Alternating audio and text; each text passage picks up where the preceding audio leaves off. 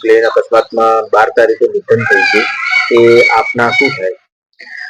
12 તારીખે જે AI-171માં લંડનથી ગેટવિક જતી ડાયરેક્ટ ફ્લાઇટમાં બરોડાના જે નિવાસી હતા એ શશિકાંતભાઈ રાવજીભાઈ પટેલ એ મારા પિતાજી થાય, અને કોકિલાબેન પટેલ એ મારા માતાશ્રી થાય. એ લોકો અમને અને અમારા દીકરા દીકરીને મળવા માટે 12 તારીખે લંડનથી ડાયરેક્ટ ફ્લાઇટમાં આવવાના હતા.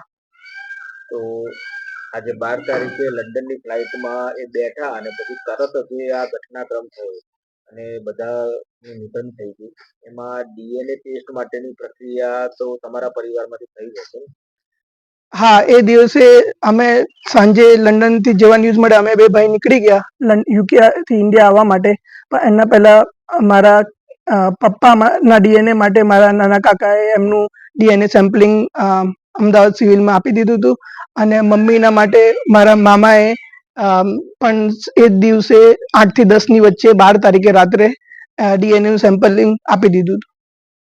તો હજુ સુધી DNA મેચ થયા જ નથી એવું?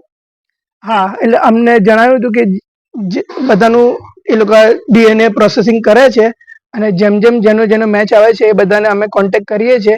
એટલે કે અગર તમારું કોઈ મેચિંગ થશે તો તમને જે નંબર આપેલા છે અમારા પાસે એમાં અમે કોન્ટેક્ટ કરાવીશું. પણ હજુ સુધી કોઈ એમનો ફોન આવ્યો નથી કે DNA મેચ થયું છે કે નહીં. તમે બંને એમના દીકરા છો? હા, આ મારા મોટા ભાઈ છે વિકાસભાઈ, અને હું નાનો એમનો દીકરો તુષાર. તો પરિવાર સાથે બંને આ થયું તો આવી ગયો હતો? હા, અમે આખું પરિવાર, ઇવન મારા વાઈફ અને મારા કિડ્સ, અમારા બેયના, અમે બધા અહીંયા આવી ગયા છે. હવે આટલા દિવસ થઈ ગયા જે પ્લેન દુર્ઘટનાને હજુ સુધી કોઈ DNA મેચ થયો નથી. તમારા દ્વારા ત્યાં શું તપાસ થઈ રહી છે કે નથી મળતું, કે તમારે પાછું જવાનું હશે અને બીજું ક્રિયાઓ અટકતી છે, તો કોઈ ચર્ચા થઈ રહી છે હાલ? હા, એટલે અમે લોકો બનતો પ્રયત્ન કરીએ છીએ કે કઈ અપડેટ આવે, પણ અમને ખબર છે કે ત્યાં પણ ડોક્ટરો રાઉન્ડ ધ ક્લોક કામ કરે છે, બેઠા નથી થયા, પણ એ લોકોના હાથમાં નથી. જેમ જેમ એમના પાસે જે પાર્ટ્સ ને બોડીઝ હોય એનું જે DNA સેમ્પલિંગ એ લોકો કરે છે ચેક, પણ હજી સુધી એ મેચ આવ્યું નથી. અને લોકલ સિવિક સેટઅપમાં જે અહીંયાના મામલતદાર છે એ બધા પણ 1-2 વાર આવી ગયા, ઇવન સાંસદ પણ આવી ગયા અને અમને મળીને પણ ગયા છે, અને એમને પણ કીધું કે અમારા તરફથી ફૂલ સપોર્ટ છે. પણ અમે જ્યારે એમને 2-3 વાર કોલ પણ કર્યા છે અને એમને કીધું છે કે ભાઈ અમને પણ જ્યારે કઈ ઇન્ફોર્મેશન મળશે તો અમે તમને પહેલા જણાવી દઈશું. બધી જ ક્રિયામાં તમે તમારા મા બાપ ખોયા છે, તો આજે ઘટનાક્રમ થયો 12 તારીખે પ્લેન દુર્ઘટના થઈ અને એ પછી આટલા દિવસો થયા, DNA ટેસ્ટ થઈ રહ્યો છે પણ હજુ આટલા બધી મોટી સંખ્યામાં છે એટલે થઈ નથી શક્યું. તો આ બધામાં ત્યાં અમદાવાદ સિવિલ હોસ્પિટલ છે, કે ત્યાંનો જે સ્ટાફ છે, બીજી ફોર્સિસ છે, સ્થાનિક તંત્ર છે, એ બધાનો તમને સહકાર કેવો લાગ્યો અને તમને એ પ્રક્રિયા કેવી લાગી? એમાં કઈ ઊંચ લાગી હોય કે સંતોષકારક લાગી હોય, જે હોય આપ કહી શકો છો. હા, એટલે જો એ લોકો દુર્ઘટના જેવી છે કે આમાં આપણે પણ પેશન્સ રાખવું પડે, કેમ કે દુર્ઘટના જેવી છે.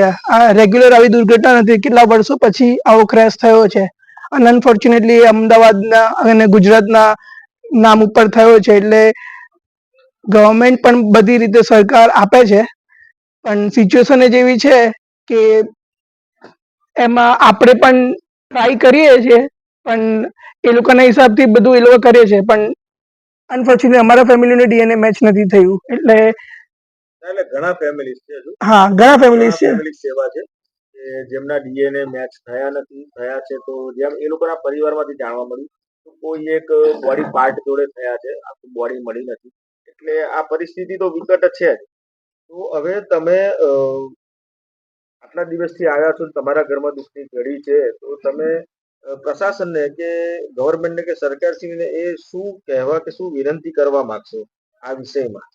વિનંતી તો એટલી છે કે જેમ બને એમ વહેલું આ પ્રોસેસ આખો પતે. એટલીસ્ટ એ લોકો એવું કે ભાઈ અમે બધું ટોટલ કમ્પ્લીટ DNA સેમ્પલિંગ ને કર્યું છે અને હવે અમારી પાસે બીજું કોઈ ઓપ્શન નથી. યા તો પછી અમને એવું પણ કે ભાઈ તમે જે DNA આપેલા છે એના બદલે તમે, કેમ કે અમે બે એમના ડાયરેક્ટ સન છે, એટલે કદાચ અમારું DNA સેમ્પલિંગ અમે આપવા માટે રેડી છે, એટલીસ્ટ એવું પણ અમને આવીને જણાવે કે અમને ફોન કરીને કે ભાઈ તમે તમારું ડીએનએ આપી દો બેકઅપ તરીકે, અમે એનું પણ સાથે પ્રોફાઇલિંગ કરીને ચેક કરીશું. તો અમે એ પણ રેડી છે કરવા માટે, પણ એના માટે અમે જણાવ્યું હતું એ લોકોને કે અમે રેડી છે, પણ હજી એ લોકોએ કીધું છે કે અમે એ લોકોના તરફથી બીજો કોઈ રિપ્લાય આવ્યો નથી આ બાબતે.